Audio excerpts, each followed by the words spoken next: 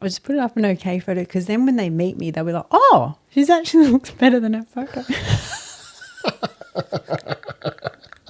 Hi, we are Bec and Vern from Rekindling Relationships. Welcome to our podcast designed to help couples and parents create a more loving, healthy and fun relationship together. Our aim is to support couples to better communicate as well as help them navigate the tricky aspects of relating. As well as creating fun dates and creative workshops, we mentor couples and individuals. Hope you enjoy our podcast and it helps your relationship to thrive. Hi everyone. Hey everyone.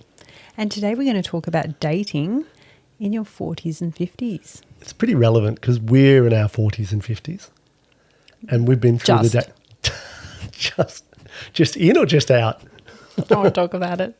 And we know how hard it is to actually date as you get older. Well, we've both done it in that age range, haven't we? We both have. And it's a tricky terrain to navigate because I know for, I guess, a lot of people I'd say a lot of other people out there in their 40s and 50s, this is probably second chance, third time, who knows? Who knows how many times they've been out there afterwards, they've had a relationship and then that relationship's over. Or maybe they've just been serial dating their whole lives. They haven't really found that person. It was a lot trickier than I thought it was going to be. Yeah, tell me about that. I enjoyed it, because I enjoy meeting people, but it was more complicated and people had more baggage than I thought they would have. Oh, really? Would often come into the relationship. So what was the tricky part about dating for you? There was a few things. I think quite often with online dating, because I tried that. I think the distance, because quite often it was people in Melbourne. And we live in Bendigo, so it's like a couple of hours away. Yeah, I found hard.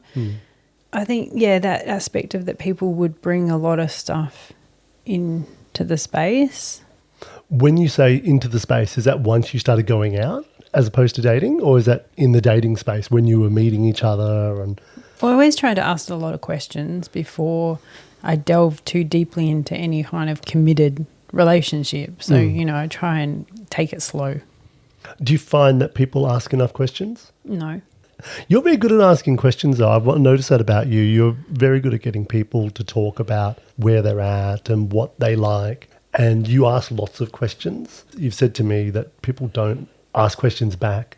I think people also too make the mistake of moving too quickly before they've really got to know that person, and then they find themselves emotionally invested in that space, and then they're starting to get to know them and go, oh crap, our values actually don't align, or we've not got the same goals.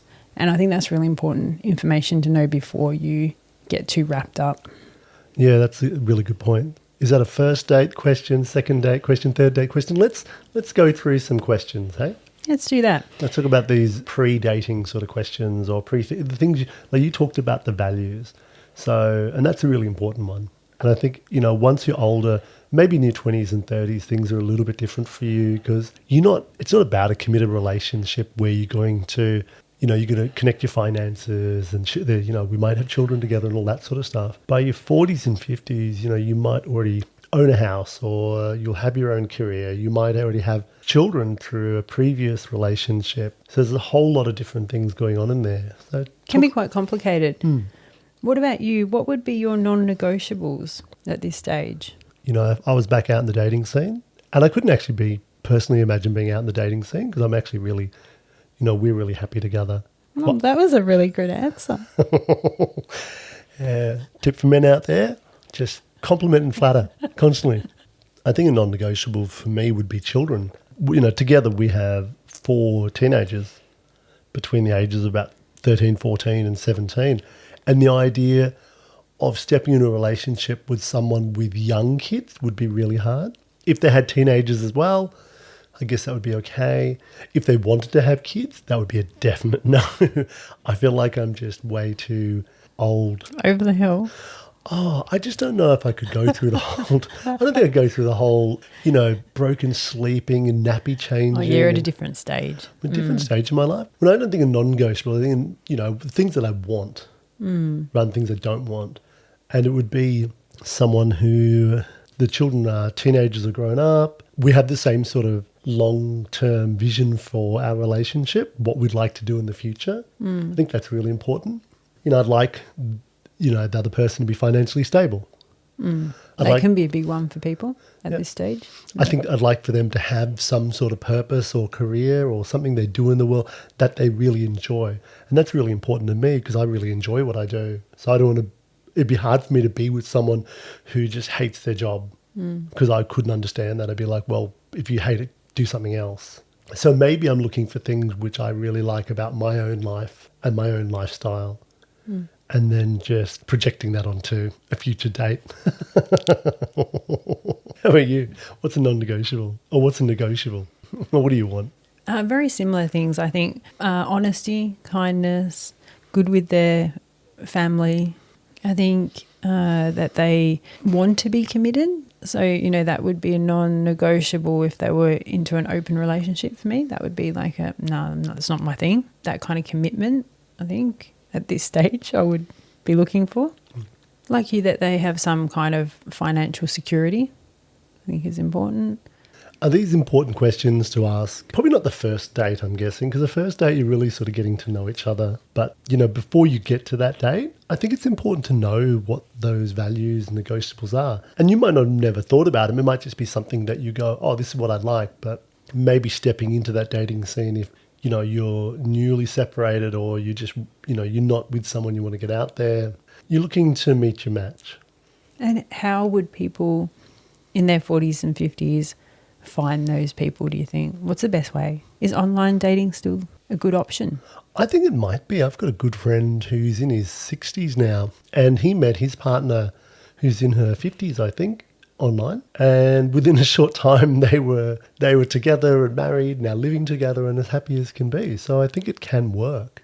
I think it's being really honest about who you are. Your profile's really honest. What you want is really honest. You're not making up crap. Because I think if you're making up crap, then you'll bring in people who they're looking for something else. Yeah, I think being really clear about who you are and what you're looking for, and not like overly filtered photos. That always cracks me up. Guys don't tend to do this as much, but women do it all the time. Do they really? Oh, yeah. Tell me about that.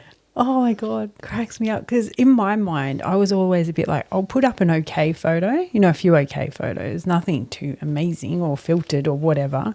I'll just put up an okay photo because then when they meet me, they'll be like, oh, she's actually looks better than her photo. Well, you hope. So you're sort of downplaying the expectations. Because if you put up a photo where you've been all, done up and look amazing, they're going to expect that. Heavy filter with like cat's ears and things like that. Just like, they're going to, you're setting your expectations too high.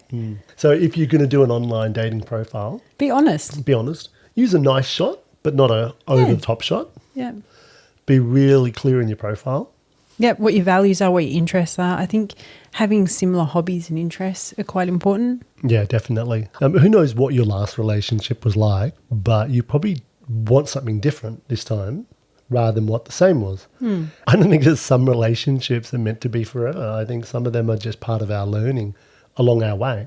And then maybe as we know each other better, know ourselves better, we understand ourselves in the world and what we need and want, then we're more likely to pull in the person who matches that at the same time as that person's pulling us in it as well. Absolutely. Are there other ways that you can find a mate other than online if you're not comfortable with online dating or you've had so many poor experiences with it? As a man, we don't talk about our relationships very much, and I've never spoken to a man about online dating. Really? Never. Because why? I don't, I did it. It's quite entertaining for us women. I did it a little bit and I hated it. I was like, I don't want to be spending my whole time texting different people. It was just exhausting. I was like, I don't know what, I'd rather not. Question was, what other ways can you meet people? It's a bit trickier now, isn't it? I think maybe it might have been easy for our grandparents who would wander off to a dance hall and meet people, Even for, I think when I was younger and you would go to clubs or nightclubs and people weren't too off their face. I think if you want to meet someone who likes the same things as you, then maybe you need to be getting out and doing those things. I think you told me that once when I was out there dating. Did I really? Did I give you dating advice? Wise, yeah, he did. Before we were actually together? Yeah, he gave me dating advice. He said, you should go and do the things that you're really interested in. So I did. I downloaded this app, which was called Meetup, and it wasn't a dating app at all. It was just, you picked all your hobbies you're really interested in. It might be hiking, bushwalking, whatever it be. These were yours, yeah.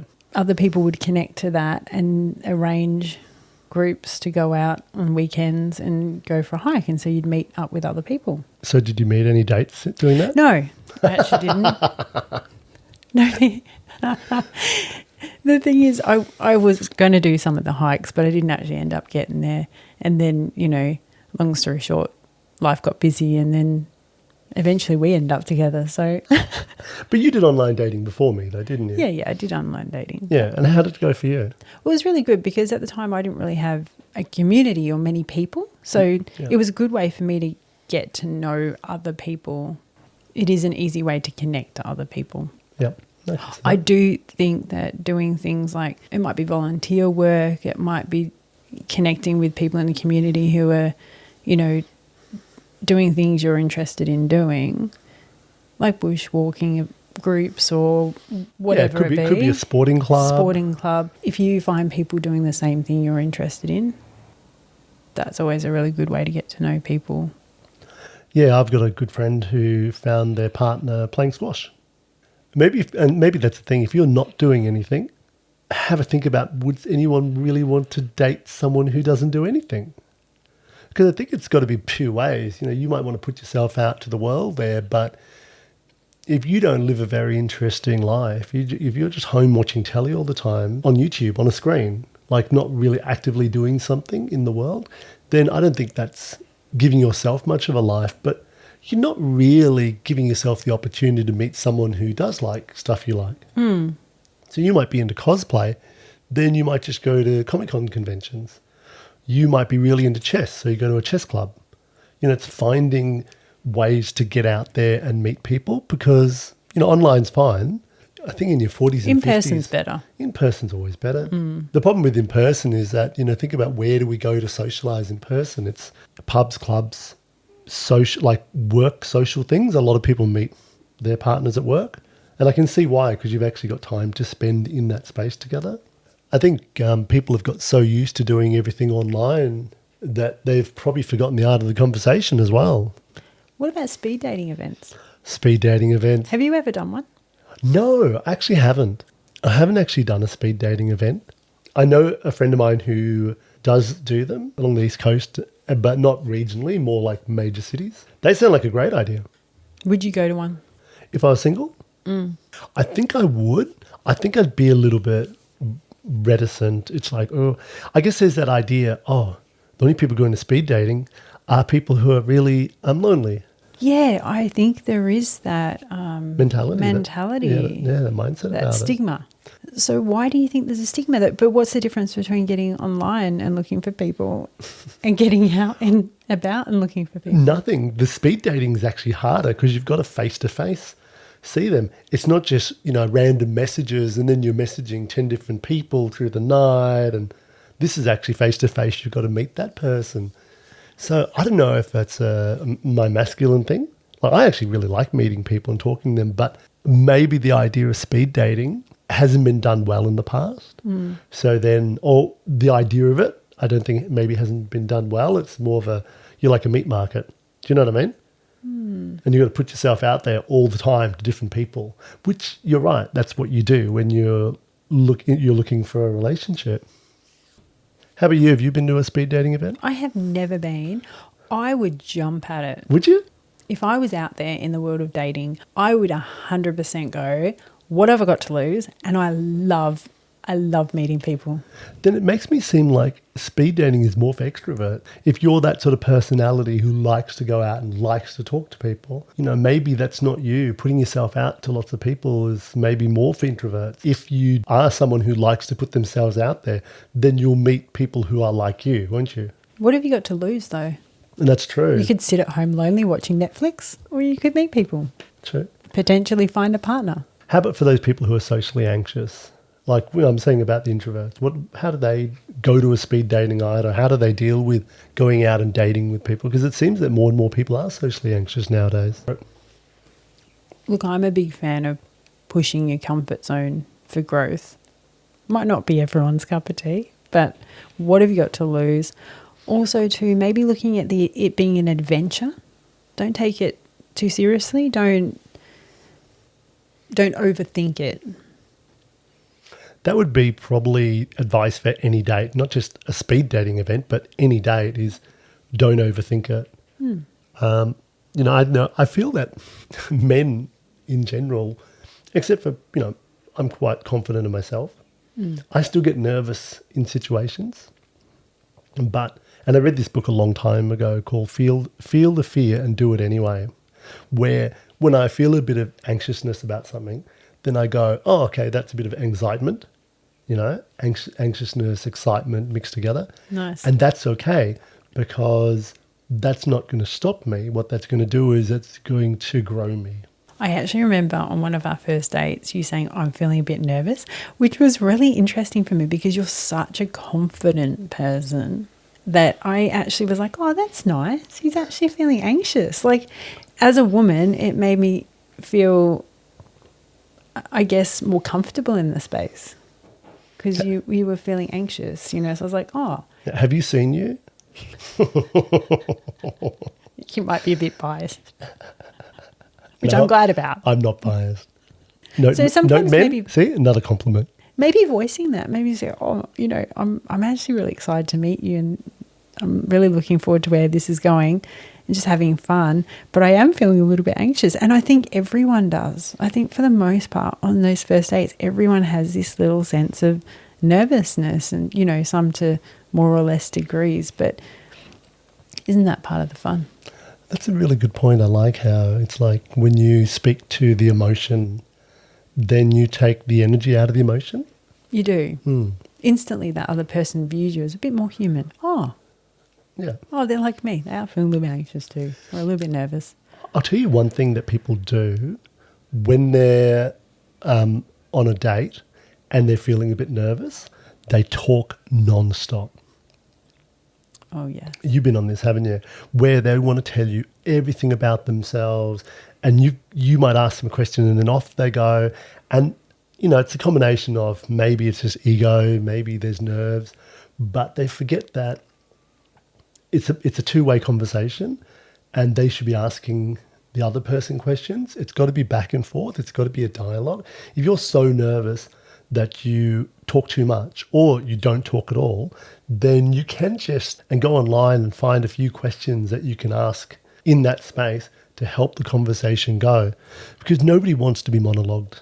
And most people love being asked about themselves and talking about themselves. So, that's always a good one. Ask about them, ask about their family, their life, what they do, what their hobbies are, all those things. Yeah, find out if they want children. Really early. Find out. Do they have children? Do they want children? Do they want your children? Well, that can be a deal breaker. Take my children. I always did this before a first date. I always set ground rules. I was going to say, do you throw up or no, have a panic attack? No. Sorry, go on. Not at all. In the scheme of things, you're just shaking your head at me like, shut up and listen. In the scheme of things, it's not a big deal. You're just meeting someone. Yeah. You know what I mean? It's not life or death. No. And where it goes is where it goes, I think not taking it too seriously. Sometimes I've found that people, when I've been on first dates, they get really serious really quick. And you're like, hang on, maybe we've just had coffee together. Having your babies. Yeah. So just keep it really simple. Keep it fun. And keep I it would light. say that. This is not everyone's cup of tea, but I felt like when I did this, A, men really respected it. And B, there was no expectations on the first date. So I would be like, hey, I don't even hold hands on the first date. So you're a complete stranger to me. We're just hanging out. I don't hold hands. So then if I don't hold hands, obviously I don't do any of the other things. You're not going to skip holding hands for anything else. So there was no expectations. And I did have a few say, I had one date and he was like, walking me back to the car, and he was like, I'd really like to give you a kiss. And I said, no, I said I didn't do that on the first date. I always stuck by it. And I just found that was really good, and they really respected that. Well, I think it's that knowing exactly where you stand is important, isn't it? During the date, you get to know each other, and if you seem to hit it off, then you might make plans for another date. But it's knowing, okay, well, let's take this slow, like you said. Let's take our time. And that's really important. I think none of us when you get to your 40s and 50s, if you've been through one or two relationships, or even, maybe three for me, are you right? Just a few. Then you just don't want to get burned again. And I think a lot of people maybe balk from the whole dating system. They just go, oh, I can't, it's too hard. I'm just going to go down the same old thing and end up with the same old trouble. And it's just going to be emotional stuff.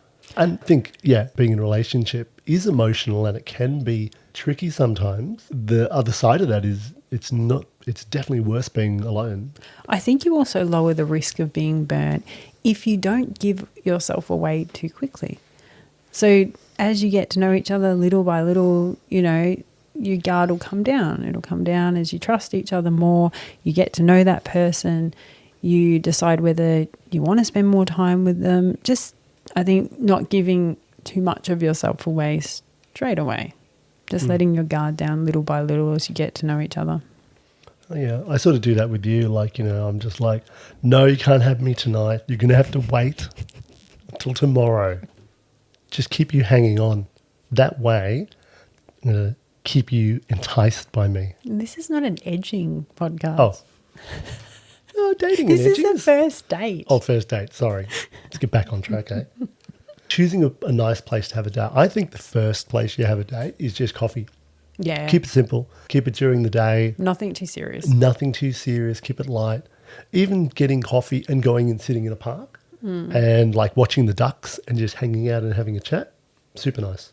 You said something before, which was sometimes men fear rejection, and this might be why they would steer away from speed dating or dating in general. Tell me about that. How do they get over that? Get over it. How do you get over it? Look, I think everyone fears rejection. I believe that when women are dating, then they're talking to their friends about how that is for them. The people they've met, they're talking about what it was like, they're talking about what that person said, and really, delving into it and probably gaining insight from each other, but also having a good laugh as well. They're processing the date afterwards. I don't know any man who sits down and talks to another man about a date they just had. So we'll go off on a date and then we'll come back and then we'll be like, oh, I think it went well, or that went terrible, But if it went terrible, you sometimes don't know why. And if it went really well, you don't know how well, and you don't bounce it off other people. You don't chat to anyone about it. You don't talk about how the date was for you and what that person was like, which I think is really valuable. It gives you an opportunity to sort of get it clear in your head. So maybe because of that, men are a little bit more worried about being rejected. I don't think we are great at understanding dating. Relationships are also sometimes can be a little bit of an unknown to us. We're like, oh, what are we doing? How are we doing this? So do they feel rejection on a first date though? I think rather than feeling rejection on a first date is that they are worried about being rejected, so then they don't do anything. Like avoid dating, avoid complications, even though it seems like men do make the first move, I think that women actually make a lot of the first moves because they're the ones who will respond and how they respond. Do you know what I mean? The men will reach out, and if women respond in a certain way, then men feel safe enough to reach out again. Does that make sense? You're looking at me with a quizzical look, like you're like, where are you going and what are you talking about? Yeah, I'm just curious about that. Do women worry about rejection when it comes to dating? And the fun and adventure of meeting a potential partner way outweighs for me any rejection. And even if it is a rejection, if it's in the very first stages, you haven't really invested much of your heart into it anyway. So it doesn't matter? Well, not really. Well, very logical way of looking at it. I have to say it's really interesting. Not emotional way. It is. It's a bit logical, which... Like there might be a little bit of disappointment, obviously, but you haven't invested too much in it. So it's interesting because I feel like You know, as a man, if I get turned down for a job, I'm not too worried about it. But if I get turned down by a woman, then that just makes me go, oh, is it the way I talk? Is it the way I look? Is it the blah, blah, blah, blah, blah? Do you know what I mean? Yeah, right. Would you rather know? So say, for example, a woman goes, oh, you know what, I'd rather not pursue it any further. Would you rather know why? Oh, definitely. If I knew why. I always tell them why. Well, no, yeah, you do, but you're very direct. Like that's not the experience of most people. I would say a lot of people be like, "Oh, it's been really nice to meet you. Yeah, it'd be lovely to catch up again," and then they would leave ghost them, and then they. Oh yeah, no, I never did that. Yeah, see, that's the thing. You don't do that. But what I'm saying is, I would say out in the dating field, that does actually happen. And the problem is with that, you might think, oh, well, this is easier for me. I don't have to say anything. Like, you know, the person doing the ghosting. It's easier for them because they don't have any more contact. But I think contacting someone and saying, hey, look, that was fun. I don't think we share the same values. Lovely meeting you. And then, boom, off you go. And then the person who got it was just like, okay, cool. I know what's happened. It was about the values, and that's cool. I might need to look for someone who has the same values as me. I think it's respectful. I mean, that's personally how I roll. And I would always say to the person, oh, yeah, probably not interested in a second date or whatever because X, Y, and Z reason. So when you're in that date process and you're dating, what would make that successful? That date successful. I think being really present.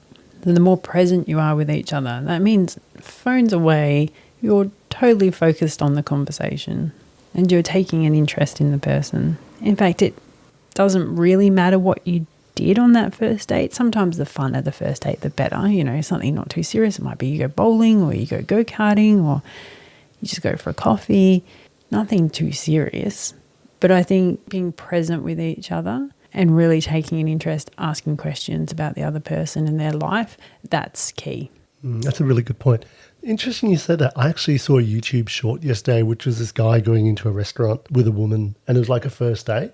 And she went to sit down, and then he went over and went around the other side, and he was moving this chair. It looked like he couldn't move the chair properly. And then she got up to help him, and then he pulled the chair out so that she would sit down and push it in. But then he went around and sat down, and the reason why he sat down was because the TV with the football match was happening behind her. And I was like, wow, imagine if you went on a date and your date decided that the football match happening in the background was more important than you.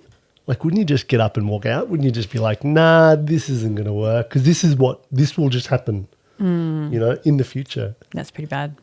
What about you? What do you think makes a really good first date? Look, definitely fun. Something different would be nice. I think we sort of go on the same first dates, so there's nothing unusual to it. Maybe it would take a little bit more thought about it beforehand. Maybe in the texting and let's catch up and let's do something together, you might have asked some questions and got to know a little bit more about that person and then use some of that information to help you guide what you do next. So it's thoughtful, definitely present, like being there, really aware of what's happening, asking good questions, listening to the answers and then using those answers to ask more questions. But then also making sure that the other person's doing the same. So it's reciprocal. Maybe even finishing well, which is about that, okay, well, maybe this was fun, but maybe this isn't, we might not have really connected. Being okay with that, being okay with being rejected, saying, oh, sorry, you know, you're not my type, or I don't think we share the same values. Being okay with that. I mean, at the end of the day, like you said, it's not life or death. And you learn from that sort of thing as well, learn from each other.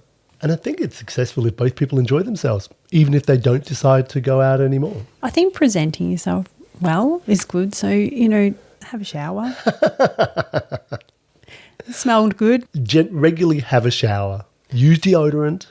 Brush your teeth. Always brush your teeth. What about those who identify as male pay for the coffee or the meal? What's your point of view on that? Oh, that's a good question. I think the first date, it should be split. Why should one person pay for the other person? See, I've got different views on that. Oh, tell me.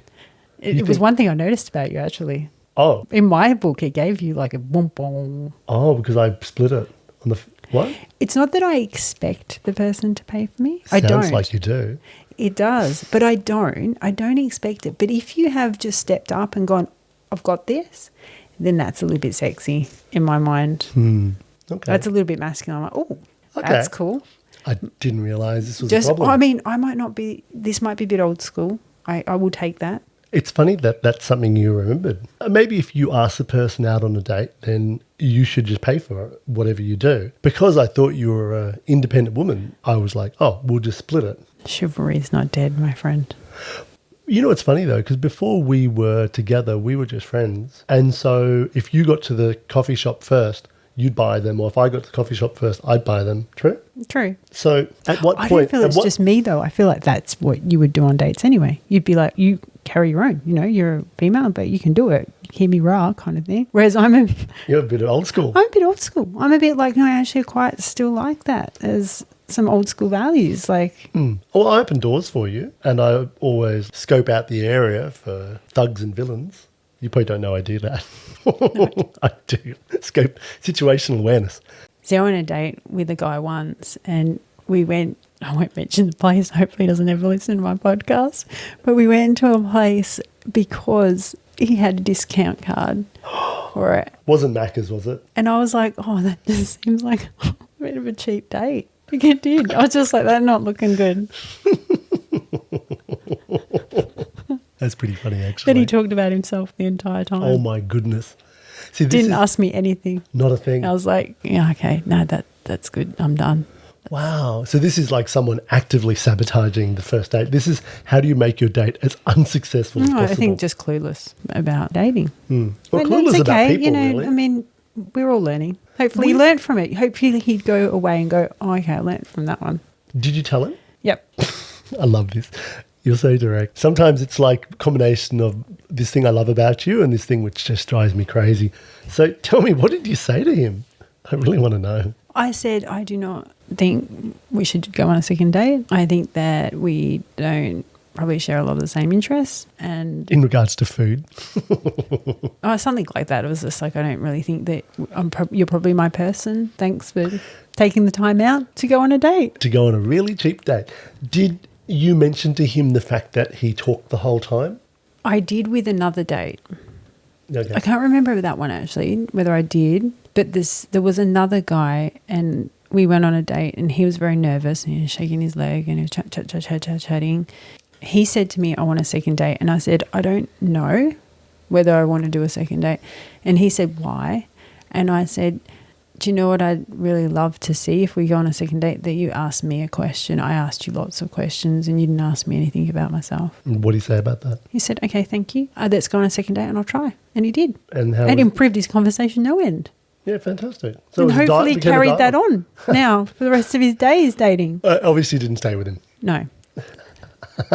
It's a two-way conversation though. It's not a monologue like you said. And No. I thought he was a nice guy, but you could tell that conversation was something he struggled with. So that was what my feedback was. I'm happy to, but I'd like you to ask some more questions. And he actually took it on. I think it'd be great for people to be able to go and have conversation classes, to learn how to have conversations. I feel like over the last probably 20 years with technology, it's taken us away from conversations to text messages. Oh my God, that would be fun to hold. A conversation workshop. class. A workshop. Yeah, that'd be great. That would be great. Yep. We should do that.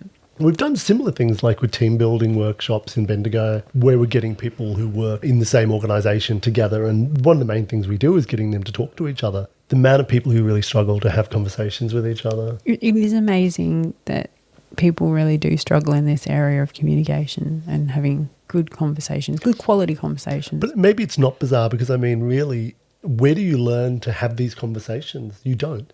When you're at school, you're not taught how to have conversations. You're taught to answer questions. True. You're never taught how to have a conversation back and forth. To ask someone a question and then that person talks about it and you're listening to it and you're like, oh, that's interesting. And you maybe connect it with your own life and share that, but then ask another question, or that person then asks you a question. It's this back and forth. It's like a really good game of tennis, which is when there's a rally. It's present, it's on point, it's back and forth. And I'm not someone who watches tennis, but I get, that back and forth conversation between people is amazing. And I know that for women is when they get into a really good conversation with someone, that actually gets them excited. It's foreplay. It's foreplay, yeah. For a lot of us, that's quality time. Quality time, yeah. So it's very important. When you've been on a date and it hasn't been successful and they've wanted to go on a second one, how have you handled that? Have you been honest with them about why you wouldn't go on a second I date? feel like it's been a while since I was on the dating scene, so let me think. When I think back to when I was actively dating and asking people out, sometimes I knew in a conversation if it was going to work or not. And I think I know myself really well to know who I could hang out with. But then also I think sometimes I'd be really lonely and I'd just be like, oh, I'll just hang out with someone and be with them. And I think then I didn't probably sit with what my values are or what I needed or what that person needed. There's probably a lot of selfishness to it where it was just meeting that need of trying not to feel lonely. I think for the most part, if I didn't really get along with someone, I think we would both know it and then would be like, okay, thanks for that, see ya. And there was quite a few where at the end it was like, all right, see you later. And we both knew we're not going to see each other later. There's no chance we're ever going to have anything more to do with each other. I've had dates which we've had 2 or 3 dates. And then we just stopped there. It was just like, yeah, this isn't really going anywhere. How about when you're on that date, how much time should you spend talking about past relationship? I ask you this because I've actually been on a date with someone who spent a good deal of time, I reckon a good half an hour, shredding their past partner. Too much. Oh my goodness. Always too much. Is there any Leave the past in the past. Leave the past. So I feel that if you're with someone and they're just like tearing apart this person, they're like, oh, they were blah, blah, blah, blah, blah. I'm like, how much of that is them and how much is you? I feel like you need to sometimes know a little bit because if they have kids to someone else, you probably need to know a little bit about that past, where they live. You mean like how mentally stable that person is? Possible. How many kids? Do they live locally? What's your arrangement with your ex and the kids? That's like a third date sort of thing, maybe, isn't it? Yeah. Maybe that kind of thing. Bagging out an ex ever in a conversation is never a good idea. No, it never looks good. Never looks good. It's not productive. No, it doesn't help you. Feels like sometimes they'll do it because they're like, want that person on their side to be like, oh, that was terrible. He put you through so much, or she did this to you. And dating is supposed to be light and fun. And then when you get to know them a little bit better, then those questions come up. How do you get along with your ex is a good question. It's actually probably quite important. Yeah. And if they say, how did you get along with your ex-partners, or do you still talk to your ex-partners? That's an interesting one. That's a good one. Because that's one thing that's come up in our mentoring sessions with people who have kept in contact with ex-partners, and that's ended up creating so much drama in the relationship. It has. That's quite common, and that's probably obviously not a first date, but it would be subsequent dates, that's for sure. Yeah, it's still an important conversation, isn't it? Exactly. Especially with technology now, it's easy to keep in touch with ex-partners. You might be connected to them on social media or whatever, and you might not be comfortable with that, and that's fair enough too. And maybe it's about, rather than talking about the relationship, you might be upfront and say, oh, this happened, but it's more about how you've grown from that relationship. What that relationship might have taught you now. That's going to help you into the next. It shows that rather than sitting there being bitter about the relationship and having a little voodoo doll and you're sticking pins in it and you're like, this horrible person, you're actually like, oh, I feel I've grown from this and I've moved on and this is how I've moved on. That's probably a good thing to talk about.